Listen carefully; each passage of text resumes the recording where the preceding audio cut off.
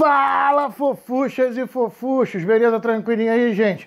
E como tá aí nossa quarentena? Seguindo firme, tranquilo? Sempre aqui discutindo com vocês aqui, falando sempre uma coisa, muito cuidado. Lembre-se que você se expondo não coloca só em risco a sua vida, coloca em risco a vida também dos idosos que convivem com você, que estão com você no seu lar. Entendendo isso, espero que todo mundo esteja com saúde em casa. Vamos seguindo então com a nossa matéria de filosofia. Na última videoaula, nós vimos aqui a filosofia clássica. Vimos aqui que a filosofia clássica é a filosofia grega. Vimos que ela se divide em 3 períodos. Período pré-socrático, antes de Sócrates, período socrático e período pós-socrático, logo após Sócrates. E isso a gente levando em consideração o maior filósofo que teve na época, que era Sócrates. Começamos a nossa última videoaula discutindo o período pré-socrático, os primeiros filósofos, o período cosmológico. Aí falamos aqui cosmológico porque discute de onde viemos, para onde vamos e de que são feitas todas as coisas. Aí falamos aqui dos primeiros filósofos da Jônia, falamos de Abdera, chegamos até Demócrito, em que ele vai discutir sobre o átomo, a formação do átomo. Falamos aqui que esse primeiro período, que a gente está falando aqui, é o período fisicalista. Eles estão discutindo aqui o que é o Archer, de que são feitas todas as coisas. Esses primeiros fisicalistas aí, a gente está discutindo eles nesse momento aí, que a gente discute a Jônia e a Abdera. Agora a gente vai para as escolas, que a gente falou na última aula, Tem 2 escolas aqui, tal. A primeira escola que a gente vai estar falando é a escola pitagórica. Vamos lá? Pitágoras de Samos. Beleza, vimos aqui que Pitágoras é o nome e Samos, que é da onde ele veio, da cidade de Samos. Só que Pitágoras, toda a obra dele, a escola dele vai ser em Crotona, na Itália. Dá para ver no mapa ali, você percebe que a estrutura do trabalho de Pitágoras, ela fica em Crotona. Beleza. Pitágoras conheceu Tales de Mileto. Foi aluno de Tales de Mileto, chegou a ser aluno de Tales de Mileto. Ele sai de Samos, ele vai até o Egito, estudar o Egito, a matemática egípcia. Ele sai dali, ele vai para a Babilônia, estudar na Babilônia também matemática. Depois a gente vai discutir um pouco disso. E existem lendas de que ele tenha chegado até a Índia. Depois ele volta para a cidade de Samos. Quando ele chega em Samos, tem um ditador em Samos e ele não se dá bem com a situação ali e ele resolve se instalar em Crotona. E ali vai desenvolver toda a filosofia dele. Beleza? Vamos lá. Primeiro, a própria existência de Pitágoras é discutida. Se ele existiu ou não. Caraca, André, como assim? A gente vai ver quando a gente falar também de Sócrates. Porque, como Sócrates, que a gente vai ver também, Pitágoras nunca deixou nada escrito. Então, tudo que temos de Pitágoras são escrituras de pessoas que conheceram ele. Então fica aquela discussão, Mas a gente tem aí uma formação mais ou menos de algumas coisas que tenham acontecido com ele. Na verdade, Pitágoras, até esse nome aí, parece ser um nome montado. Se discute a ideia que a ideia de Pitágoras, da palavra, é criado por Pita. Pita era uma sacerdotisa de Delfos, do oráculo de Delfos. Então ele teria sido uma criação do oráculo de Pita, do oráculo de Delfos. Ele chegou a ter um teor religioso. A gente vai entender isso. Não chega a ser uma religião em si, como aos moldes de hoje. Aí a gente vai discutir, porque o que acontece também muito na filosofia em relação a Pitágoras é se pegar toda a criação da escola pitagórica, ou seja, dos filósofos de dentro da escola pitagórica, e atribuir a Pitágoras. Eu já vi alguns vídeos aí, pessoal falando, e parece que tudo é do Pitágoras. Então, não, a gente vai hoje aqui separar aqui o pensamento dos filósofos pitagóricos, pelo menos os mais importantes, para a gente poder entender essa filosofia aí do Pitágoras. Lembrando aqui que o Pitágoras, como a gente viu aqui na última videoaula, a ele é atribuído a ideia de ser a primeira pessoa a criar o termo filosofia. A gente viu aqui, amigo do saber, a filosofia. Inclusive também o termo matemática, ou seja, aquilo que é apreendido, aquilo que você absorve, é o sentido do termo matemática. Esses dois termos são atribuídos também a Pitágoras. Vamos lá então, galera.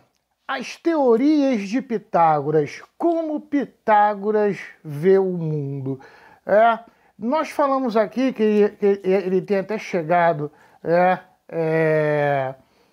a Babilônia, e é atribuído demais, o teorema de Pitágoras, ele é atribuído a Pitágoras, mas a gente sabe hoje que os babilônicos eles já tinham ideia desse teorema, mas ele é atribuído a Pitágoras porque é Pitágoras que vai dar uma resolução, uma solução prática a esse teorema.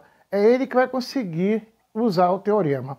E dois acontecimentos importantes aí na vida de Pitágoras mudaram a mente dele. Um é esse conhecimento do teorema de Pitágoras e o outro é quando ele, diz a lenda, ele passando em frente a um ferreiro, uma loja de ferreiro, ele escuta o ferreiro batendo lá no ferro e percebe que o som muda. Dessa maneira, ele vai lá e descobre a escala musical através da matemática. Para quem aí toca algum instrumento, vai conseguir entender mais fácil o que eu estou falando. Você pega aí um metal aí de 60 centímetros, mais ou menos, que é a corda do violão, da guitarra, do contrabaixo, dos instrumentos de corda. Então você tem aquela corda ali que ela, naquele tamanho, você tem o som que ele determinou como dó. E ele corta aí um terço, aí ré, vai, mi, fá, sol, lá, si. Quando ele chega na metade, ele tem o dó de novo. Então ele divide em 8 partes. Dó, ré, mi, fá, sol, lá, si, dó. Então por isso ele chama de oitava. Oitava porque quando você pega essa nota e divide ela em 8 vezes, você alcança de novo um outro dó. Só que aí numa oitava mais baixa. Percebeu? Perdão, uma oitava mais alta. Tranquilo até aí, gente? Deu para entender? Essa fala, pô, é complicado. Não, você não precisa entender toda essa estrutura. Eu tô falando aqui, para quem saca até de música, beleza, mas se você não saca, não tem problema nenhum, não.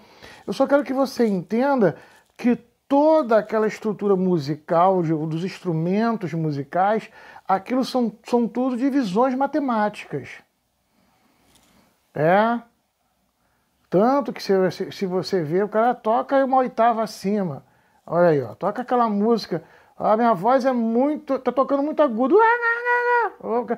Minha voz é mais grave, toca uma oitava acima, ou seja, eu vou tocar a mesma nota, só que eu subo, fica mais grave. Lá. Percebeu? Então o que eu estou querendo dizer para você é que toda a estrutura dos sons são matemáticos. E quando ele percebe aí o teorema de Pitágoras, ele junta tudo isso e ele olha agora para o universo de uma outra maneira. Eu vou passar um trechinho aqui, eu fiz um compiladozinho, ele é um pouquinho, de repente até para quem não conseguiu fazer o trabalho ou não assistiu, deu a engambelada no filme Matrix, fundamental para a gente vai estar usando isso aqui o nosso tempo todo. Foi no bimestre passado, vai ser nesse, então estou colocando aqui agora uns trechinhos básicos do filme, porque a gente vai poder discutir Pitágoras aqui. Vamos lá?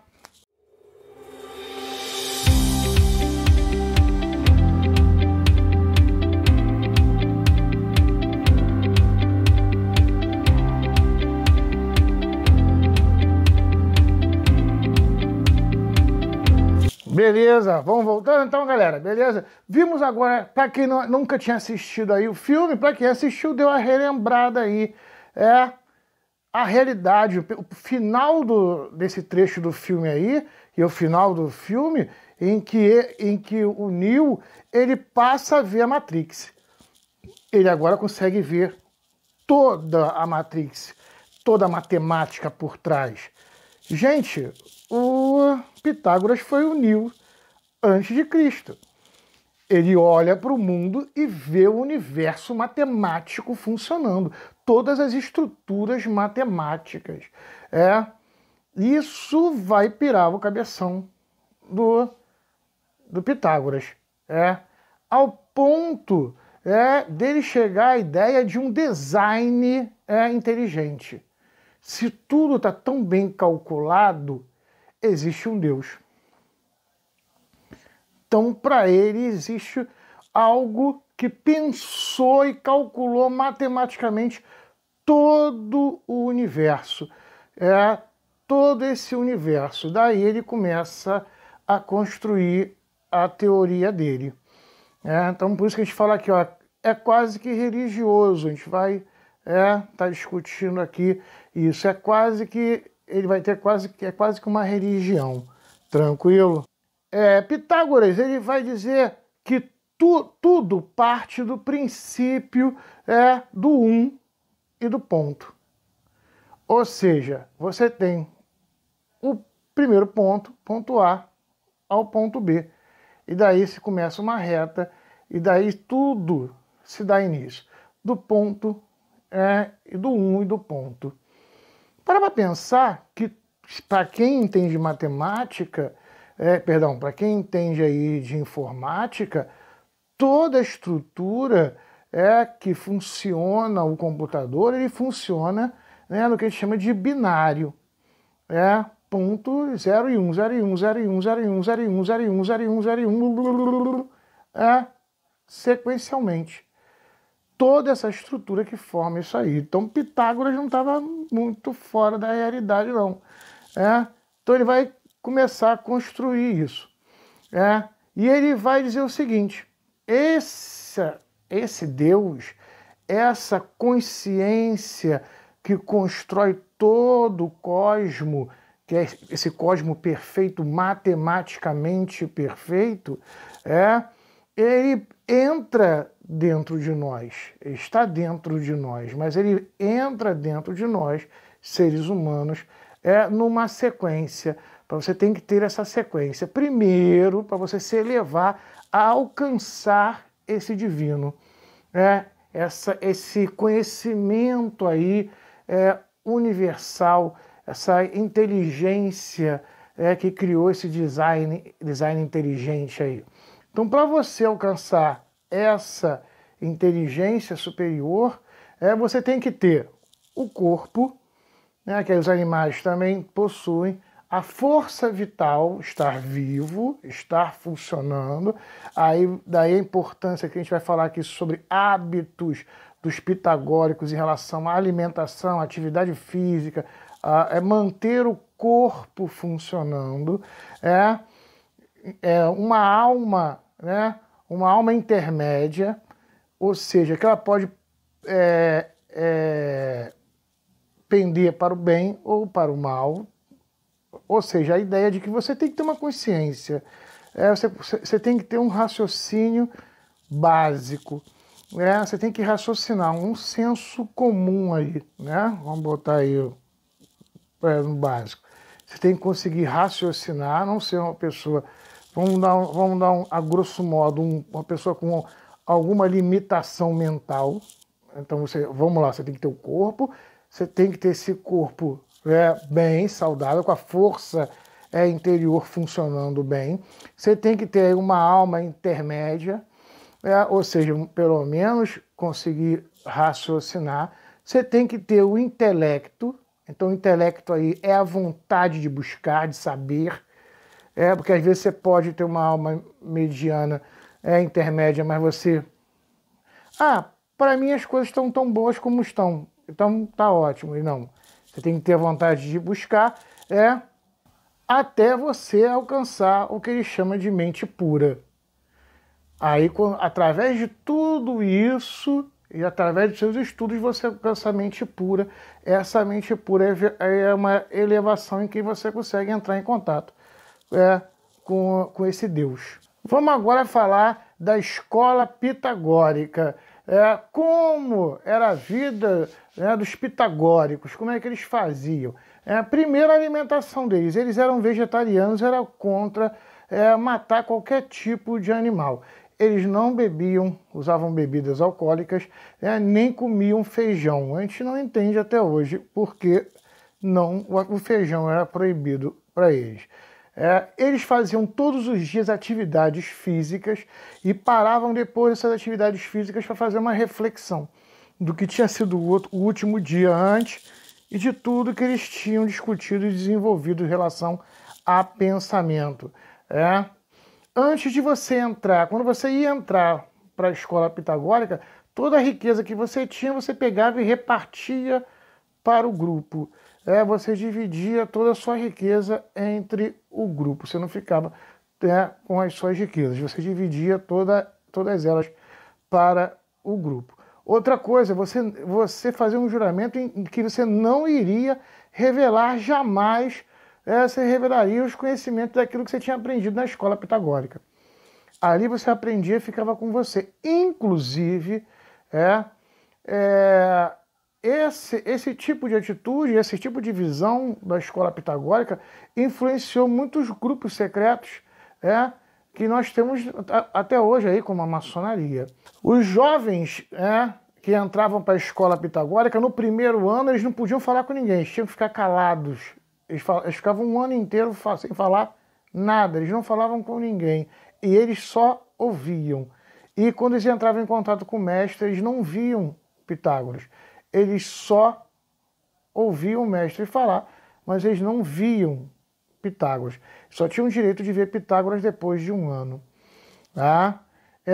Eles abdicavam do prazer, aí, né? E eles cultuavam a seriedade, eles não riam, não brincavam, eles eram muito sérios na sociedade. E eram muito rígidos em relação a tudo. Isso assustou o governo de Crotona. Então o Senado de Crotona, com medo de Pitágoras, que não entendia muito bem o que era aquele grupo ali, o que eles estavam fazendo, ele convoca Pitágoras para explicar o que era aquilo ali. E Pitágoras vai discutir. Como eles perceberam que aquilo ali estava mais para religião e que não tinha nenhuma visão política, eles deixaram rolar a escola de Pitágoras.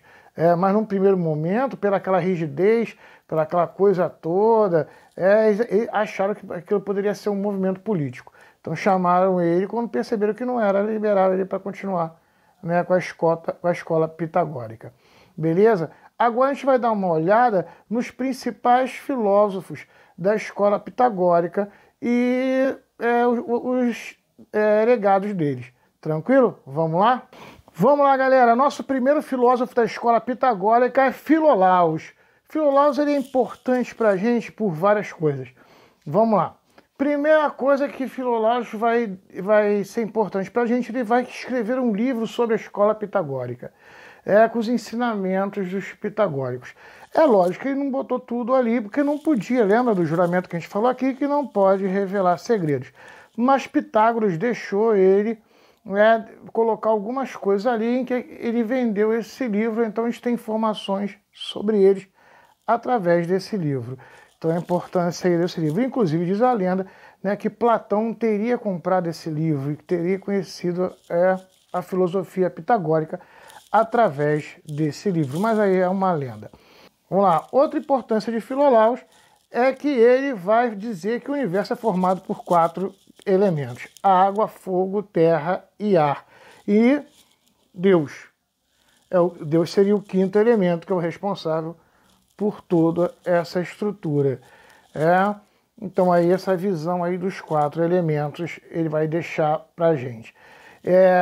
E inclusive ele vai ser a primeira pessoa a dar, a pensar em movimento da Terra. Ele vai dizer que nós estamos em movimento, a Terra está em movimento. Em volta desse fogo eterno que seria para a gente o Sol. Né? Daí, para ele falar a importância desses 4 elementos, o mais importante para ele era o fogo, que é o que rege toda a vida. Então aí essa filosofia de Filolaus para a gente. Só que Filolaus ele acreditava numa alma, numa ânima, aí lembrando sempre alma aí, que as pessoas como ânima, aquela coisa que anima, que faz com que as coisas todas funcionem, tudo esteja em movimento. Ele acredita na alma, na ânima, mas ele acredita que essa alma ela morre junto com o corpo. Que existem conhecimentos nossos que eles continuam, mas que a alma, a ânima, morre com você. Aldimião de Crotona. Vamos lá, esse importantíssimo para quem está fazendo enfermagem.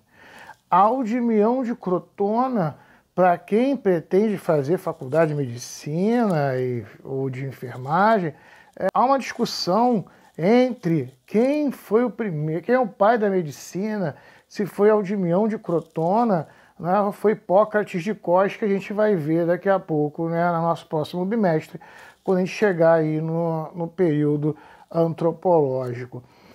Porque Aldimião ele vem antes, de Hipócrates de Cos, que é considerado hoje o pai da medicina, a gente vai estar vendo no próximo bimestre.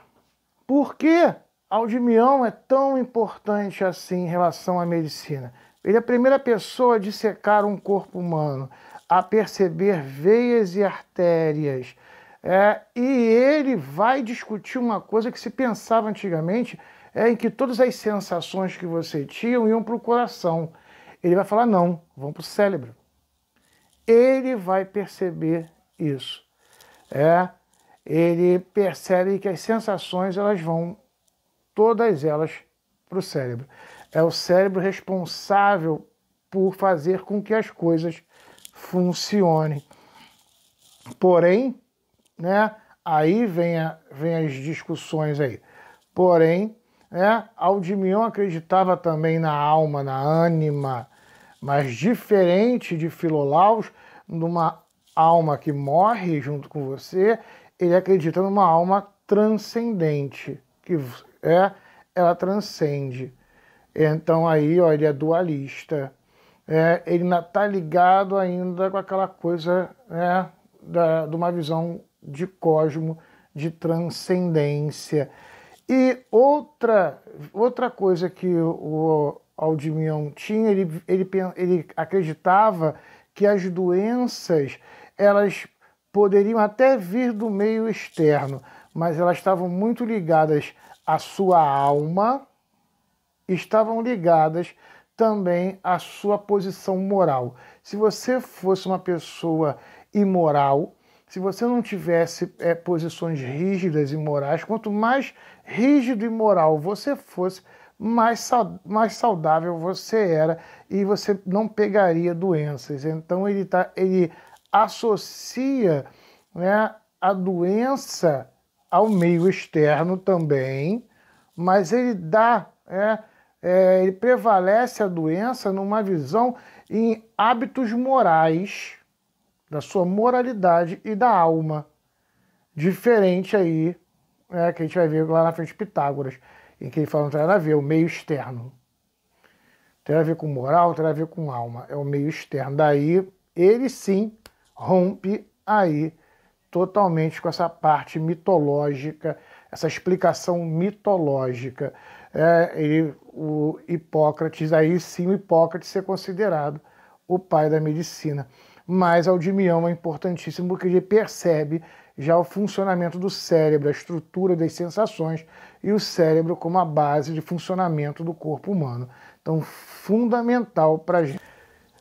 Vamos lá, galera. Hipazo de Metaponto. Esse aí vai arrebentar com o Pitágoras. Por quê? Ele vai descobrir os números irracionais. Ele vai quebrar aquela ideia que o Pitágoras tinha de um design inteligente. Por quê? Porque ele vai descobrir cálculos que vão dar números infinitos, sem resposta. Ele vai chegar em cálculos que não vão ter respostas, então não são exatos. Então, essa visão de Pitágoras, de um mundo matematicamente perfeito, calculável perfeitamente, com eles é totalmente derrubado.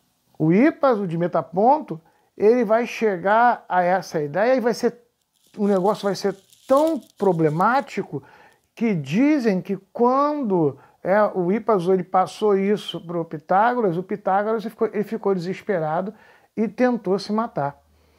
E ele fica revoltado, por quê? Porque Hipazo, quando descobre isso, ele não fica só com ele passa para todo mundo. Ou seja, ele quebra o código da escola pitagórica. Hipazo morreu num acidente de navio, de barco. Ele morre num acidente. Então dizem que quem que teria matado ele teria Pitágoras, que ficou tão revoltado, querendo abafar essa descoberta dele, que mata ele. Inclusive, antes mesmo da morte dele, Pitágoras teria feito uma lápide com o nome dele colocado na escola. Como que diz? Ele morreu para a escola. Tranquilo? Então, a importância de Hipazo é essa visão de quebrar essa visão de um design inteligente. O mundo é calculado perfeitamente, quando ele pega os números que são imperfeitos. Os cálculos de números imperfeitos. Tranquilo até aí, gente? Outra coisa importante da escola pitagórica, ela era uma escola feminista, ela carrega essa visão. Ela aceita mulheres dentro da escola pitagórica. E a gente vai falar aqui um pouco sobre essas mulheres. Vamos lá, galera, vamos falar rapidamente agora aqui de 3 grandes filósofas dentro da escola pitagórica, as 3 mulheres mais importantes da escola pitagórica. A primeira, Temistocleia, que teria sido a irmã de Pitágoras, e inclusive era a conselheira do oráculo de Delfos. Importantíssima na região. O oráculo, que fazia as previsões, ela era uma conselheira do oráculo de Delfos e irmã, além de ser filósofa e matemática. E a segunda é Teano de Crotona. Teano de Crotona teria sido a esposa de Pitágoras, também filósofa e matemática. E por último, Melissa de Crotona. Melissa, ela é importante porque após a morte de Pitágoras, filósofa, matemática, e trabalhava com astronomia, ela, depois da morte de Pitágoras, ela vai dirigir e continuar a escola pitagórica. Ela que vai dar continuidade à escola pitagórica após a morte de Pitágoras. Tranquilo, gente? Fechamos aí essa parte da escola pitagórica e vamos corrigir aquele nosso exercício, que eu deixei para vocês aí na plataforma. André, é muita coisa, fica tranquilo. Muita coisa, André, você exagerou. Não, fica tranquilo. Isso é só uma atividade de fixação. Só para a gente fazer um exercício e tal, para dar uma lida, ver o vídeo, refazer, fica tranquilo, tá? Vamos agora corrigir e dar só uma relembrada no conteúdo da última aula. Tranquilo? E aí, vamos lá, fofuchas, tranquilo? Beleza? Olha só, agora vamos dar sequência aqui, corrigindo nossos exercícios da última aula. Vamos lá. Dê 3 características que levaram os gregos a serem os primeiros a desenvolverem a filosofia. Essa daí já vem, né, desde o bimestre passado. A gente veio falando aqui, ó. Primeiro, eram navegadores, eram comerciantes, viviam nas cidades, tinham uma relação diferente da nossa com os deuses, e o ócio virtuoso, que eu não falei no mês passado, esse mês a gente falou aqui, ó, eles não trabalhavam, era coisa de escravo, então eles tinham a oportunidade de ter o ócio, de ficar de bobeira e com isso filosofar. Tranquilo? Daí vai, mais de 3 aí pra gente. Tranquilo? Vamos para o número 2 então? Vamos lá. O que é o ócio virtuoso e por que ele existia na Grécia? Porque a gente falou aqui, ó, era uma sociedade machista e escravista. Então o homem, ele tinha tempo, ele não trabalhava, ele tinha tempo de filosofar. Tranquilo? Foi até aí? Vamos lá. Número 3. Como se divide a filosofia clássica? A gente falou aqui, ó, período cosmológico, período antropológico e período helenístico. Vamos lá então, galera? Vamos seguir então? Beleza? Aqui, em que época ocorreu o período cosmológico? Você pode colocar aí então, período cosmológico é o período pré-socrático, e aí ocorre no período da monarquia grega. Tranquilo até aí, gente? Vamos lá. 5. Como podemos chamar o período cosmológico? De período pré-socrático. Vamos lá. Número 6. Quais eram os principais assuntos estudados no período cosmológico? Falamos aqui de novo hoje. São 3. De onde viemos, para onde vamos e de que são feitas todas as coisas. Isso aí são os principais assuntos do período cosmológico. Número 7. Como era a política no período cosmológico? A gente falou aqui, ó. Era feito na monarquia, período monárquico.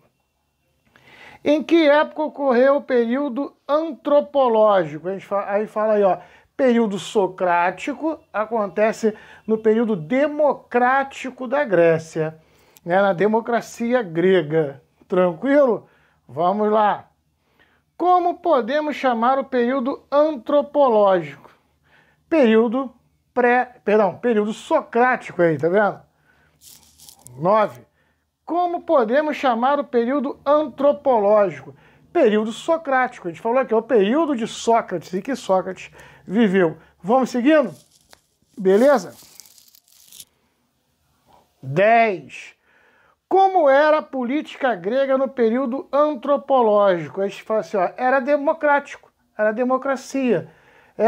Você tinha democracia no período antropológico. Em que época ocorreu o período helenista? Aí você coloca aí, ó, ocorreu no período pós-socrático, no Império Macedônico, na dominação do Império Macedônico. Tranquilo até aí, gente? Fomos? Beleza. Como podemos chamar o período helenista? Chamar ele de pós-socrático. Como era a política no período helenista? Aí foi o que a gente falou aqui, ó. Era governado pelo Império Macedônico. Tá? Alexandre o Grande, a gente vai ver aqui. Por que podemos dizer que a filosofia não surgiu exatamente na Grécia? Número 14. Por que podemos dizer que a filosofia não surgiu exatamente na Grécia? A gente viu aqui, porque ela começa nas colônias gregas. Ela não nasce realmente na Grécia, e sim na colônia. Você está ali na área dominada pela Grécia, o que chamamos de Magna Grécia, mas você não é na Grécia realmente, é nas colônias gregas. Tranquilo até aí? Aí aqui tem um mapa, né? Colocamos aqui o mapa. Aí, ó. Observe o mapa do vídeo e responda. Dê um nome de 3 cidades da Jônia. Tá aqui, ó. Mileto, Éfeso e Troia, né? A tão famosa aí da lenda, né? Do cavalo de Troia. Aí, ó. Né? Estamos aqui. Tranquilo? Vamos lá. Dê o nome da principal cidade da Trácia. Aí, ó, Abdera, lá do Demócritos, né? Abdera. O que estudavam os filósofos fisicalistas? Procuravam o arte, ou seja, a matéria que dá base a todas as coisas materiais. É a matéria-prima que dá base a todas as coisas que existem.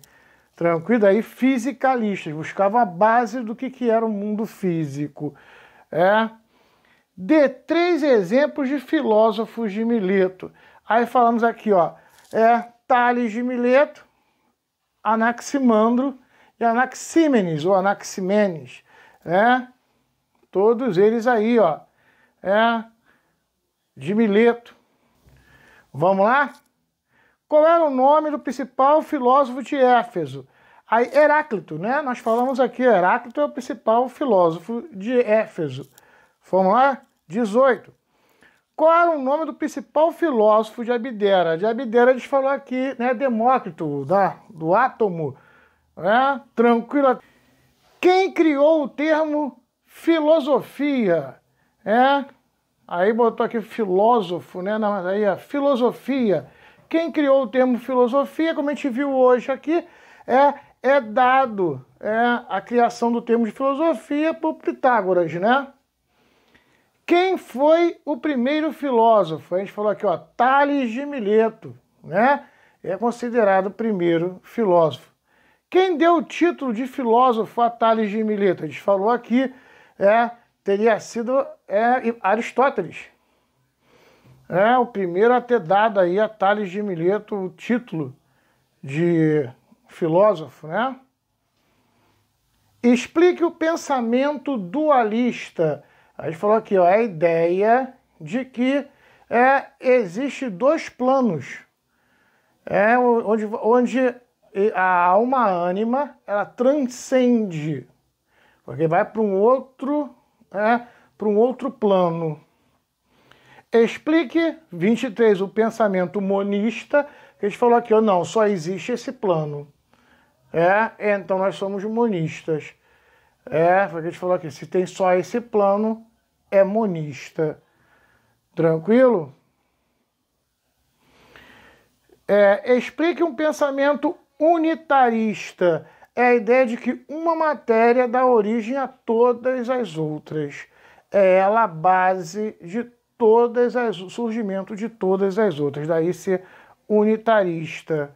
Tranquilo até aí, gente? Fomos? 25, número 25. Explique qual era o elemento primordial para Tales de Mileto. A gente viu aqui, Tales de Mileto para ele era a água. A água era o elemento primordial. É dele que surgia todas as outras coisas. Até discutiu aqui, né? A água não é um elemento, é um composto, né? Mas ele não sabia disso na época. Beleza. Em relação ao pensamento de Anaximandro, responda. Qual era o seu elemento primordial? O apeiron. Aperon, né? Para ele era essa força, o apeiron, que seria a matéria, o archer, primordial de tudo. O que é o apeiron? Ele fala, não é a matéria. Daí está em outro plano, né? Ele ser dualista. Era esse apeiron que era responsável por dar ânima aos seres, a todos os seres. Então ele que animava todos os seres. Tranquilo até aí, gente? Aí a pergunta aqui na C. O apeiron é uma dualista ou monista? Dualista, a gente falou aqui, ó, não é desse plano. Ele vem de outro. Explique o significado da palavra alma. A gente acabou de conversar aqui. Alma vem do grego anima. É aquilo que dá movimento à matéria. Então a alma é o composto que dá movimento à matéria, que faz a matéria funcionar. Só a gente falou aquele, só lembrar do desenho animado. Tranquilo até aí, gente? Vamos lá então? 28. Qual era o elemento primordial para Anaxímenes? Olha aí, ó, era o ar. O ar para ele seria o elemento primordial, é aquele que faz com que faz todas as coisas funcionarem e é a base de todas as outras coisas. 29. Por que os gregos desejavam saúde quando a pessoa espirrava? Porque eles acreditavam que um pouco da alma da pessoa estava saindo, da ânima. Então a pessoa ia perder a força. Então saúde no sentido dele ele manter a sua ânima, a sua alma dentro do corpo. Até hoje a gente usa isso, né? Qual era o elemento primordial para Heráclito? O fogo. O fogo é a base do movimento. Heráclito, ele pensa no fogo, como a base do movimento. Até a gente falou aqui, ó, pega uma água, bota no fogo, as moléculas fazem o quê? Entram em movimento. Então, o fogo, o calor, é a base, a archer de todo o universo. É aquilo que faz com que todo o universo entre em movimento. É a base de tudo. Vamos lá. Explique o conceito de fluxo perpétuo. Diferente, né, do Anaxímenes, e do Anaximandro, em que você tem algo que dá ânima às coisas, que dá uma alma às coisas, para o Heráclito não. Todas as coisas estão em movimento. Você não tem coisas paradas e tem uma alma que dá movimento para elas, igual um bonequinho. Todas as coisas estão em movimento, em um fluxo perpétuo, que ele chama de devir. Até falei aqui, eu falei, ó, quer materializar essa ideia na cabeça, pensa no Big Bang, uma explosão que a matéria está fazendo o quê? Toda a matéria está se transformando, tudo. Se eu pego um microscópio e boto no teu corpo, as células estão em movimento. Tudo está em movimento. Esse devir é o fluxo perpétuo aí do Heráclito. Tranquilo até aí, gente? Fomos? Beleza? Vamos lá. Explique a frase de Heráclito. Não se pode entrar duas vezes no mesmo rio. Resposta, a gente falou aqui, ó. Por que não pode se entrar? Porque quando você for voltar, você já é a outra pessoa, o rio já é um outro rio, as águas já são outras, tudo mudou, tudo está em constante movimento. Então não dá para você voltar de novo no mesmo rio, porque você já não é a mesma pessoa, você não tem como voltar no mesmo acontecimento, repetir o acontecimento. Ele pode ser parecido, mas ele não é o mesmo acontecimento. O acontecimento já aconteceu, seja outra pessoa, a água já é outra, mudou tudo. Tranquilo? Explique a dialética de Heráclito. Aí a gente falou aqui, tranquilo. Tese, antitese ou antítese, a coisa que é contrária, e essas duas entram em choque e surge uma terceira coisa, que é a síntese, que vai dar encontro com a antitese dela e vai embora. E isso é o fluxo perpétuo aí, o que ele chama de devir. Tranquilo até aí? Foi? Vamos lá, gente. Número 34. Qual era o elemento primordial para Demócritos? O átomo. Para ele é o átomo. A gente falou aqui, ó. É a matéria indivisível, né? Explique o termo átomo. Número 35. A, negação. Tomo divisão. Sem divisão. Então, átomo é a matéria indivisível. É chegar num ponto onde a matéria não pode ser dividida. Diferente dos unitaristas, onde existia uma matéria só que dava origem a todas as outras, ele não é um unitarista. Ele fala, existem vários átomos diferentes e a combinação desses átomos vão gerando coisas diferentes. Então ele não é unitarista, sacou? Então ele fala que não tem um tipo de átomo, então existem vários tipos de átomos e que a combinação desses tipos de átomos é que vão criar todo o universo. Tranquilo até aí? Vamos lá. Por que Demócrito é conhecido como o pai da química? Olha aí, pelo desenvolvimento da teoria do átomo, e da criação aí da combinação de átomos diferentes. Foi até aí, gente? Tranquilo? Vamos lá para a nossa última questão. Por que, mesmo sendo contemporâneo a Sócrates, Demócrito é considerado um pré-socrático? A gente falou aqui, ó, porque ele está buscando a origem de todas as coisas. Ele é um fisicalista. Ele está buscando a origem de toda a matéria. Ele não está preocupado, a gente vai ver aqui, com os pensamentos do período antropológico, que vai discutir o ser humano. Ele está discutindo a formação do universo. Então, mesmo ele estando na mesma época que Sócrates, ele está numa outra vibe. Ele discute, ainda está naquele pensamento dos pré-socráticos, entender de que é feito todas as coisas. Beleza até aí, gente? Fechamos o nosso questionário. Vimos aqui a escola pitagórica. Fechamos aí. Conforme for, semana que vem estou deixando mais um exercíciozinho sobre a escola pitagórica. E a gente já vai estar vendo a última escola aí desse nosso período. E depois a gente vai entrar para a nossa apostila, que a gente tem aí, outro materialzinho que a gente tem aí, para discutir sobre liberdade. Isso aí. Valeu, galera. Espero que tenha todo mundo com saúde em casa. Um beijão aí. Fui!